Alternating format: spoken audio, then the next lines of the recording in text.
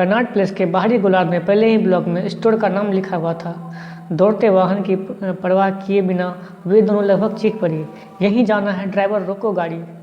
Parking की जगह ढूंढने पर कार आगे सरक गई। उतरते हुए उन्होंने आसपास के कोई निशानी तलाशनी चाहिए ताकि कार ढूंढने में कोई परेशानी न हो। ड्राइवर ने अपना फ़ोन दिखाया और मैडम को कहा, मैडम फ़ोन देख लीजिए और वापस आते समय फ़ोन कर दीजिएगा। हम यहीं रहेंगे, कहीं नहीं जाएंगे। फ़ोन को लेकर जितना नवयुवक ड्राइवर चुस्त था उतना ही वे दोनों सुस्त। फ़ोन उनके पर्स में बजता रहता। जब तक कि वह पर्स खोल कर फ़ोन को निकालती तब तक वे फ़ोन बंद हो जाता। वे दोनों फ़ोन की घंटी बजते ही दौड़ना उन्हें चपरासियों वाला काम लगता था। वे हर काम मध्यम गति से करना पसंद करती थी। दोनों ही सहेलियां पिछले हफ्ते ही दक्षिण भारतीय साड़ी शोरूम में काफ़ी महंगी खरीदी थी। घर पहुंचने तक वे उत्साह उतर गई। आईने के सामने साड़ी बदन से सटाकर देखती और मन भाव नहीं लगी और उन्हें साड़ी पसंद नहीं आया तो लक्ष्मी ने कहा, मैं अपनी साड़ी बदल कर लाऊंगी। यह भी कोई साड़ी है, गाय के गोबर और गधे की लेद जैसा। वंदना तो पहले ही टूटी हुई थी। मेरी साड़ी तो और भी ख़राब है, बॉर्डर तो पल्लू का साड़ी जैसा लगता है, ज़मीन से कोई तालमेल ही नहीं बनता है, ऐसा लगता है जैसे अलग से चिपकाया गया हो। यह तय हो गया कि साड़ी बदली जाएगी। वैसे तो वो पैसे वापस देने से रही नहीं, बस जरा जिंदादिली रंग की साड़ियाँ लाएंगी। यह सोचकर उन्होंने अपना संकोच पर विजय पाई। इसलिए वे दोबारा शोरूम में गई। उनके पास स्टोर का दिया हुआ लिफाफा और नकद भी था, पेमेंट की रसीद भी थी। इस बार दुकानदार मौसम से भी ज़्यादा ठंडा पेश आया और घोड़े जैसा मुँह बनाकर कहा, बदल लीजिए, पर हम यह पसंद नहीं करते, आपको अपनी पसंद पर दृढ़ रहना चाहिए। दुकानदार की उपेक्षा को झटक कर वे भिन्न काउंटरों पर व्यस्त हो गई, जहां अन्य ग्राहकों के आगे तरह तरह की साड़ियों की तहें खोली जा रही थी। शोरूम की चौतरफा रोशनी में रेशम और रंगों की झरने झिलमिला रहे थे। इस चकाचौंध में उनके द्वारा लौटाई गई साड़ी भी लश्कारे मार रही थी। लगभग वैसे ही दो अन्य साड़ियाँ उन्होंने पसंद की, लेकिन कीमत पता करने पर मालूम हुआ कि एक की कीमत 1900 रुपये से ज़्यादा है तो दूसरे की कीमत 2100।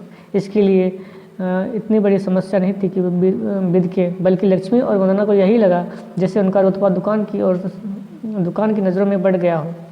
दुकानदार ने नई नगद रसीद सहित पैकेट उन्हें पकड़ाया तो उन्होंने उसकी हैं की तारीफ चाह भी ध्यान न देकर अपने डेबिट कार्ड कैशियर को पकड़ा दिया। बाहर निकलकर चाय की तलब उठी। ठंड बढ़ गई थी, उसके साथ अंधेरा भी था।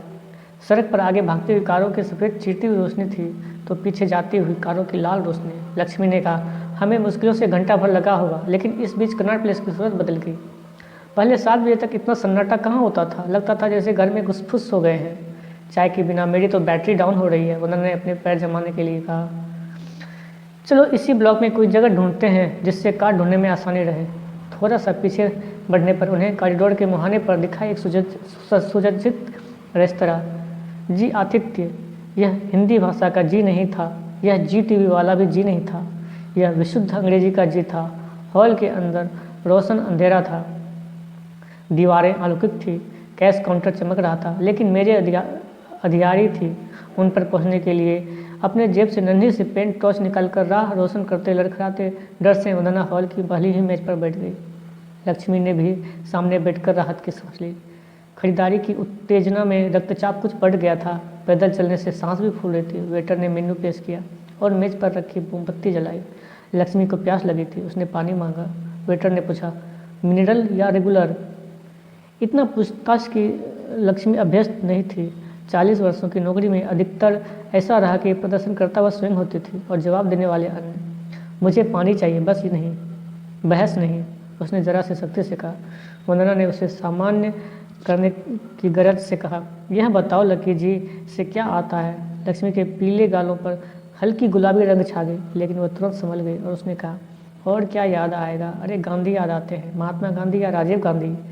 वैसे तो इंदिरा गांधी के लिए प्रयुक्त होता था, है ना? लक्ष्मी ने अपने भोलेपन में इजाफा किया। यह तो मैं भी जानती हूँ, डॉम मॉरिस अपनी पत्नी लीला नायडू से बात करते हुए मिसेस गांधी को मिसेस जी कहते थे। उन्होंने उनकी जीवनी भी लिखी थी। मैडम, ये सब बातें कोई नहीं जानता। मेरा मतलब यह है कि क्या जी से और भी कुछ याद आता है? लक्ष्मी चौंक उठी। अरे तुम्हें अभी तक वह बात याद है? विद्यार्थियों के एक ग्रुप के साथ वे गोवा गई थी कुछ साल पहले। यह सबकी घटना है। समुद्र तट पर तैरने वाला नहाने वाला और पानी में क्रीड़ा करने वालों का रेला था। उस दिन अच्छी धूप निकली थी और समुद्र शांत था। गाइड ने इनमें से कहा, मैडम आप अपना समुद्र स्नान आनंद उठा लें। लक्ष्मी ने कहा, हमें तैरना नहीं आता पॉल।